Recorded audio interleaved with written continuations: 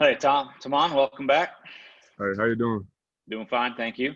For the group, if you have a question for Tomon, please use the raise hand function. First one comes from Greg Barnes. So, Greg, go ahead. Hey, Tomon. We talked to Coach Bateman a good bit yesterday about rush defense. Where do you see the issue is there, and what does this team need to do to improve in that area? I think first of all, we got to get ourselves in position to pass rush. Talking about from first, got to do a good job on first, second down, just to get them in third and long. And then we also just have to do a better job up front, just communicating what we're about to do, and just make sure we keep quarterbacks contained. And what challenge does NC State present in the run game? Oh, they have a big O-line. They got a strong running back, just like they do every year. They try to focus on being tough, so they try to have a good run game. So we just got to make sure we set edges, everybody fit their gas, and do the job this week. Thanks, Tomon. All right, let's go to Andrew Jones. Hey, Tomon, does it make it easier to cut the cord to the FSU game and what happened down there because you have NC State up this week? I think every week, every opponent we play is very important. So we try to take it week by week. We learn from the previous game, then we move on after that. We don't try to stay focused on a team that we played the week before, whether we win or lose. We just try to focus on the upcoming opponent. NC State has won several games in a row, and Devin Leary was a quarterback playing very well. Now he's out. So how much do you focus on just how they were with Bailey Hockman, and how much do you take into some of the other improvements they made when Leary was there, even though he's not going to be playing Saturday? Yeah, we try to take everything into account. You know, they've been playing well, and we're still going to assume that they're still going to play well against us, even though, especially because it's a rivalry game. We still going to get their best, and they're going to get our best. So we try to take everything into account. Cool. Thanks. Appreciate it. All right, CL Brown, go ahead.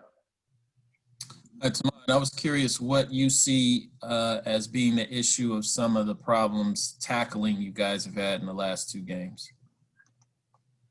Oh, yeah, it just comes down to fundamentals. You know, we have to work those things in practice every week and then translate that drill work we do to the field on Saturdays. You know, I think that's what we have struggled with a little bit, but we're going to work on that. And are there any similarities or what similarities do you see between the way NC State uses their running back duo and the way that you guys do? Is there something similar? Like, do you feel like one is better in space or one is better up the middle or anything like that? Yeah, definitely. I think they just have a good combination of both. One running back better going downhill, one, like you said, one running back going better in space and working the edges just like that. Just like how we use our running backs. But with both of them together, just have a good balance overall. All right, thanks. Mark Armstrong, go ahead. Tomon, you've been around and invested in this rivalry long enough now. What do you think really is the defining characteristic of this rivalry that makes it, so special for those of us around here? Yeah, it's just a game just to see who's tougher for real. Like, hands in the dirt, like they say. You know what I'm saying? We got to figure out who can come out, who can play smash mouth football better. That's it. Who can do it longer. That's what this rivalry is. Do you, not offense is probably the right word, but do you take that as a challenge that they look at themselves as the tougher, more blue-collar team than you guys? Oh, of course. A lot of people don't think North Carolina's a tough football team, but I think time and time again we've proven people wrong. All right, last one for Tomon. Ross Martin. Go ahead, Ross. Hey, Tomon, what is Jay Bateman like at halftime when he's talking to y'all and making adjustments? What's that? He kind of take us into the locker room for that, for different games. Especially Florida State, I guess.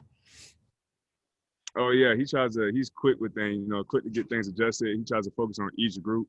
Individually, he go to each group throughout the whole entire locker room, boom, boom, boom, talk to everybody, what we need to fix, what we got to do. And then he brings everybody up as a whole defense. And then discussions like what needs to be changed. Is it our energy? Is it our discipline-wise? What plays we about to run? So he starts to go through everybody individually, then he goes with everybody as a whole. So when y'all go in there, y'all are all separated by position group first and then come together as a whole? Yeah, we kind of have like the linebackers, D-line. We all like kind of near each other, but they still in our own group. He come by, swing by through everybody, and then talk to us as a whole. What's he like? Is it just all business, or is it motivational, or is it strategic scheme, or just? I think for the most part it's straight business, then strategic. But it depends on what we did after the first half. It might be a little more emotional. Gotcha. Thank you. No problem. Okay, Tomon, thanks for your time today. All right, thank you.